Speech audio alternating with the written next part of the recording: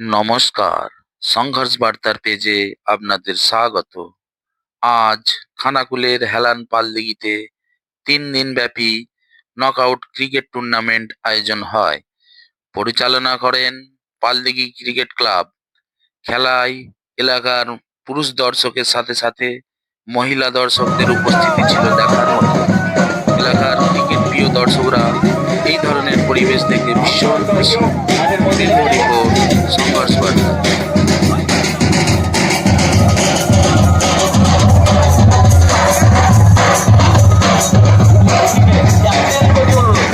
আপনারা উভয় টিম নিয়ে মাঠের মধ্যে চলে আসবেন। উভয় টিম নিয়ে মাঠের মধ্যে চলে আসবেন। উদয়নারায়ণপুর বিরাট কোহলি প্রেস ক্লাব এবং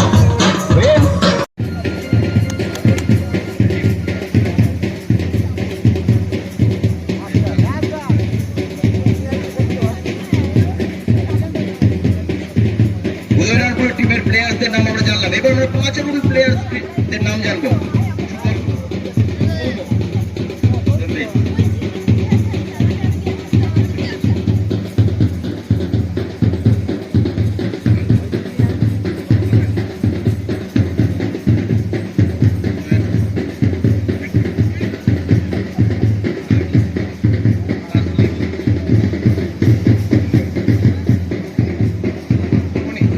থ্যাংক ইউ। উভয় টিমকে শুভেচ্ছা রইল আমাদের পক্ষ থেকে। বরণ পর্ব শেষ হলো। আমরা আবার যে জায়গায় যারা ছিলেন সেই জায়গায় দাঁড়িয়ে পড়ার জন্য অনুরোধ করছি।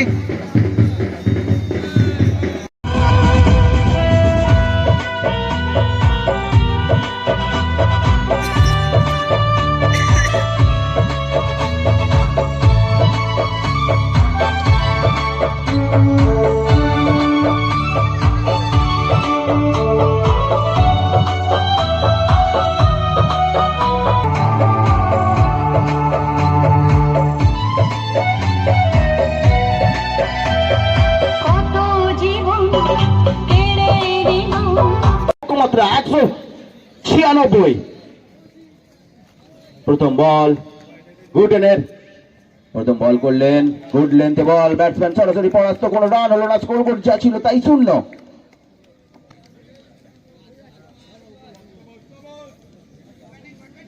আকাশ ওভার পিচ বল ছিল, চালিয়ে খেলার প্রচেষ্টায় ছিলেন, সরাসরি পরাস্ত।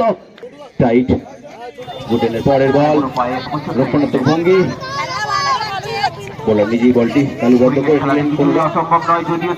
পরের বল শর্ট বল ছিল, চালিয়ে খেলার প্রচেষ্টা। কাল থেকেই দেখছেন খেলা, রান নিতে পারলেন না। 3 দিনই ভালো লাগছে। দুর্ধর্ষ কি বলটি অনেক পিছনে গিয়েছিল, আউট। কোন দল ফাইনাল খেলছে? হ্যাঁ, স্ট্রাইকে ভালো খেলছে।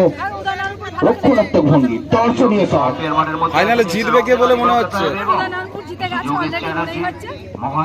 Thank you.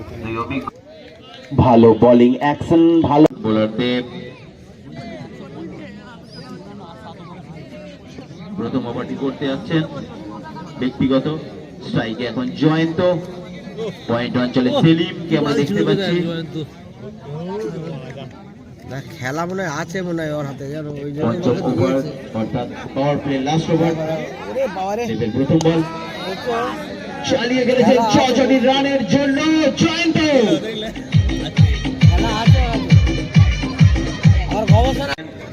বলছি কাল থেকে তো খেলা হচ্ছে,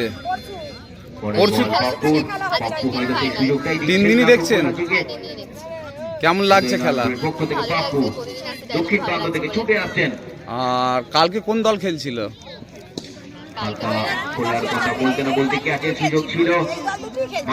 এরাই খেলছিল।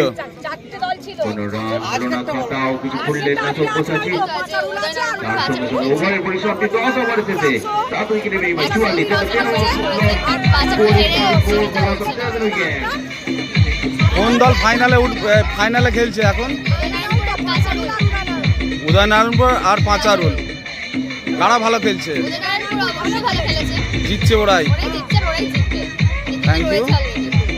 তার যতটা সময় ফাঁকেও এত সুন্দর খেলা দিয়ে আনন্দ দেয়, মানুষকে পরিষেবা দেয়, তাই আমরা রামমন্টু অঞ্চলের পক্ষ থেকে আমার সুদীপ ভাইকে ধন্যবাদ জানাই। আমাদের পাল পরিবার যে খেলাটি করছেন সুবর্ণসূচি স্বর্গীয় ঠাকুমা এবং মায়ের নামে পাল পরিবারের পক্ষ থেকে ধন্যবাদ জানাই। কারণ এর অন্যতম সদস্য আমাদের সুদীপ বাবু। পাল পরিবার যে খেলাটা দিচ্ছেন সুদীপ বাবুর তত্ত্বাবধানে এত সুন্দর একটা আয়োজন আমাদের পালদিঘির মাঠে এত সুন্দর আয়োজন করেছেন, তাই ওনাকে ধন্যবাদ না জানিয়ে আমরা পারছি না। কারণ উনি কলকাতায় চলে গেছেন কিন্তু স্মৃতিটা আমাদের এখানে রেখে গেছেন। আমাদের এলাকার মানুষকে হাসি দেওয়ার জন্য এবং হাসি খুশি এবং আনন্দে রাখার জন্য উনি এই প্রতি বছর এসে আমাদের সবার মাঝে যোগাযোগ দিয়ে রাখেন। মেল বন্ধন যেমন মেলা হয় সেই বন্ধনের আকারে সবাইকে জড়িয়ে রেখেছেন আমাদের সুদীপ বাবু এবং পাল পরিবার সবাই একত্র মিলে গোটা এলাকাবাসীকে আনন্দ দেওয়ার জন্য এই খেলার উৎসবটি করেছেন। এবং আমার খুশির জোয়ার আমাদের পালদিঘির মাঠেই দেখতে পাচ্ছি। মাঠে এত সুন্দর পরিবেশ, এত সুন্দর এত একটা আয়োজন এবং রামকৃষ্ণ বয়েজ ক্লাবের প্রত্যেকটা সদস্যকে আমি ধন্যবাদ জানাই রামমন্টু অঞ্চলের পক্ষ থেকে। কারণ এত সুন্দর আয়োজন এই সদস্য না হ্যান্ড থাকলে করতে পারতেন না। পাল পরিবারের পাশে দাঁড়ানোর জন্য প্রত্যেকটা সদস্যকে আমি ধন্যবাদ জানাই, আন্তরিকতা জানাই, শ্রদ্ধা জানাই, ভালোবাসা জানাই। কারণ এই খেলা এমন একটা জিনিস, ভালোবাসা না থাকলে খেলা হয় না, মনের জোর না থাকলে খেলা হয় না। কারণ এই প্লেয়ারদের মধ্যে দেখলাম এই যে একটা এত বড় আয়োজন করেছেন এই পাল পরিবার সবাইকে নিয়ে, প্রত্যেকটা প্লেয়ার ভাইকে প্রত্যেকটা ক্লাব তরফ থেকে জানাবো সময় মেনটেন করা।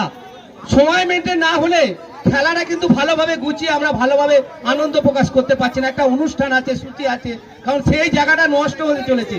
সারা বছর অপেক্ষা করে থাকে এই খেলার ব্যাপারটা।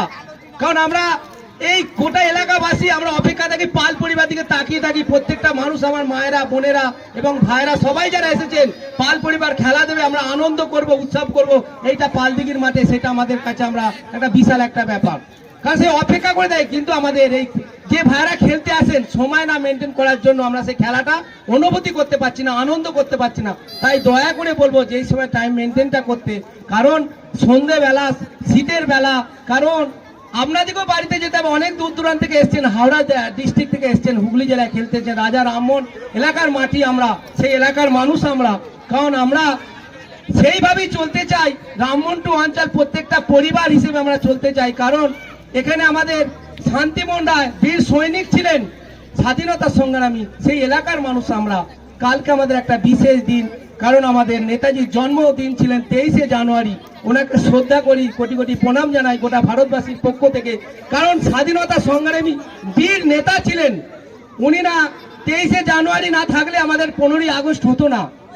আমরা এই স্বাধীনভাবে খেলাধুলার মাধ্যমে এত সুন্দর আয়োজন করতে পারতাম না।